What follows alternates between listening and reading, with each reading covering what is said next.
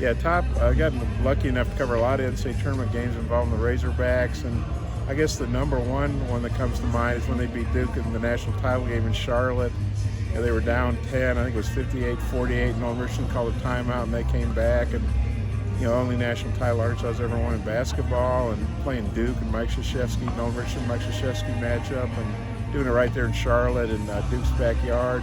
Scotty Thurman, one of the biggest shots, maybe the biggest shot in Arkansas basketball history. I can't honestly think of a bigger one.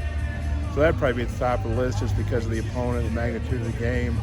I remember being real nervous before the game, thinking, I hope I'm up to this moment, because I was very nervous. And back then we used phones to file. We didn't have the internet in 1994, but the Democrat Gazette sprung for a phone, like $300 or something, so we could file right away. And then President Clinton was there, so there was just a lot of stuff going on there. And then probably number two, honestly, I would say last week in Des Moines, because it's a number 8 seed.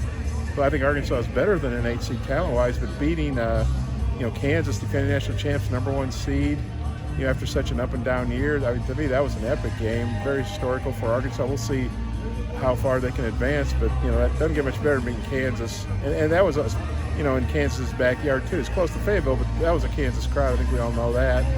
And then the year before, beating the number 1 seed for the first time, and the number 1 overall seed beat Gonzaga, who I think Eric Musselman's right. I don't think many people outside that Arkansas locker room gave themselves a chance to win, maybe the most diehard of Hog fans.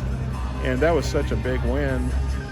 And then after that, in 1995, they were the defending champs, had everybody back. They had a rough road to get back to the title game. They survived Texas Southern, I think, by 1 point. Then the second round, a game that stands out to me, played Syracuse and Jim Boeheim.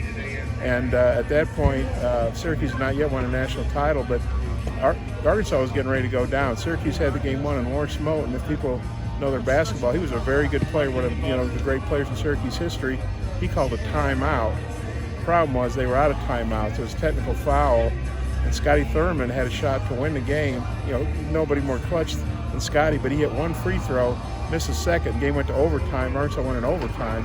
But if Lawrence Moten doesn't make kind of a Chris Webber moment, where people remember in the title game against North Carolina, I think it was, where he called a timeout they didn't have. So it's a technical foul. So that's very memorable because Arkansas had to have that win to get back to the title game eventually.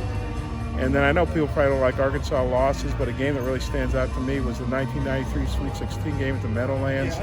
Number one overall seed North Carolina. Arkansas was a 4 seed. Super high level game. Carolina was big. They had Eric Montross. Arkansas, Nolan Richardson called them Richardson's runts. They had guys like Darrell Hawkins, Robert Shepard. That was when Corliss and Scotty were freshmen in '93. And they played Carolina toe-to-toe, and Carolina finally pulled it out. They had a backdoor cut and got a basket off. That was in the Meadowlands. That was a really high-level game. It was a loss for Arkansas, but I really think it set in motion what happened the next year when they won it all. And Nolan Richardson, I think, knew he had to add some bigger kids, and they added Darnell Robinson as a McDonald's All-American, a big kid, and Lee Wilson, another big kid. And those two guys were pivotal in that national title. So that's out of those 5. Those are 5 that come to mind after getting to cover a lot of great NCAA tournament games.